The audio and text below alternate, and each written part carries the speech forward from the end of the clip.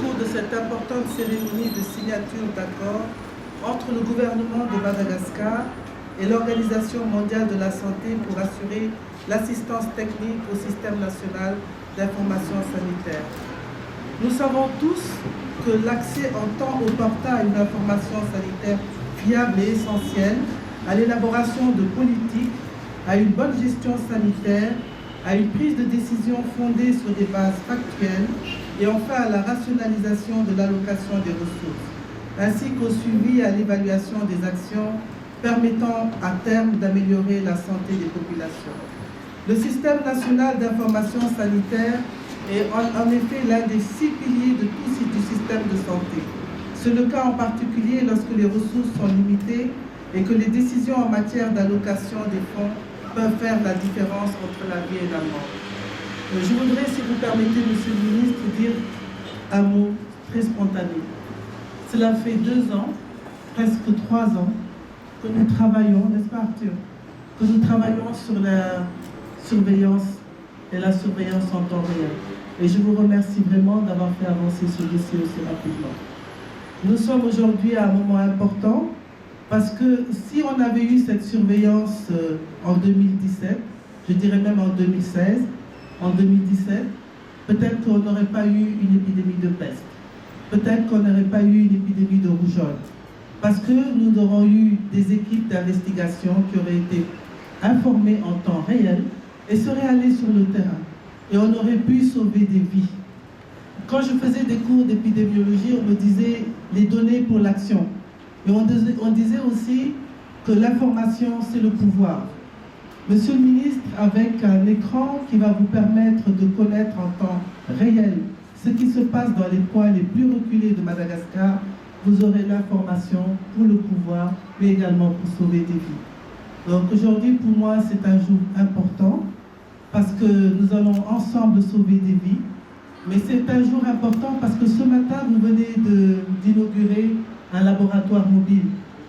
Et ce laboratoire mobile également va faire la différence parce qu'il va permettre d'avoir le diagnostic en temps réel parce qu'on va rapprocher le laboratoire des communautés.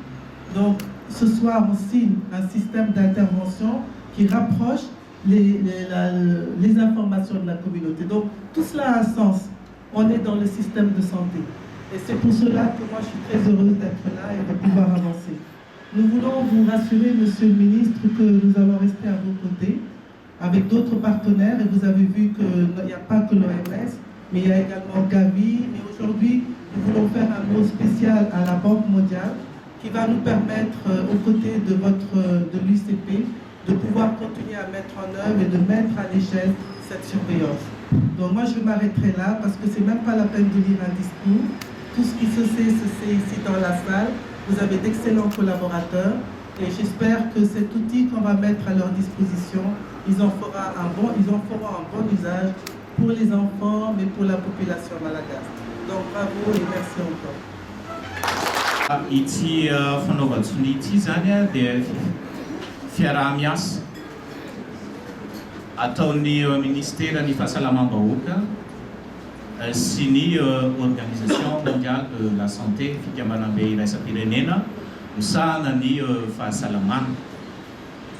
Ny zavatra tena tiana songadina hatram'izay rehefa manoratra ny anaran'ireo marary eny anivon'ny tompom-pahasalamana rehetrarehetra dia soratana ara-taratasy dia rehefa avy eo alefa makaty amin'ny avy any amin'ny tompom-pahasalamana anankiray dia ampiakarina eo amin'ny distrika ara-taratasy dia ampiakarina any amin'ny faritra ara-taratasy dia ampiakarina aty amin'ny ministera ara-taratasy hatram'izay.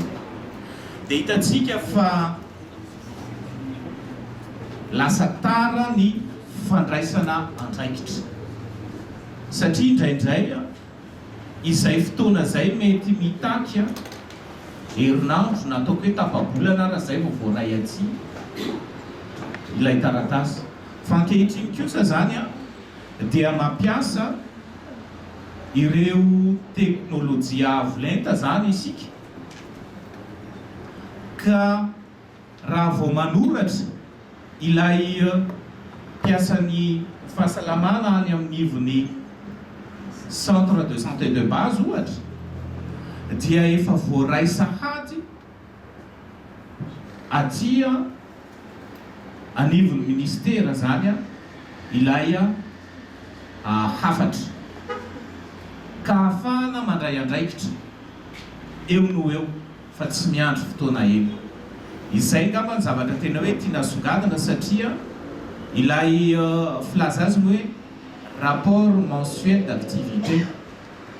Izy io dia tsaroko tamin'ny tenako mbola niasa teny anivon'ny centre de santé de base dia soratana foana zany soratana izay mitako fotoana ny fanoratana anazy, ny fandefasana anazy any amin'ny district sy any amin'ny faritra dia mitako fotoana.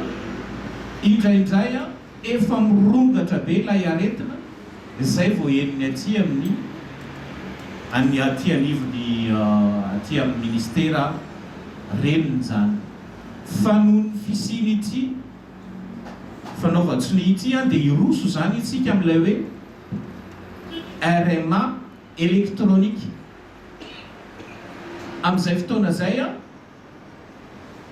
bokotra fotsiny potserina dia voaray ilay hafatra ka ahafahana manao mandray andraikitra amin'ny vantany. Ireny ataontsika hoe fiahiahina fisin'ilay peste tao afaratsio raha mataoko ray volana lasa izy zay satria ny tenako dia mahavoaray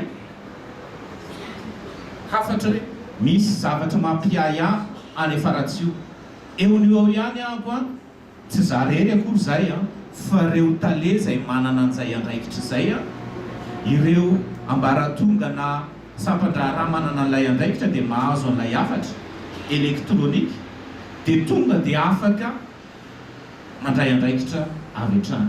Izay ngamba ny zavatra tena hoe lehibe indrindra amin'ity fanaovan-tsonia teto amin'ny miaraka amin'ny fikambanam-be iraisam-pirenena momba ny fahasalamana sy ny ministera ny fahasalamana.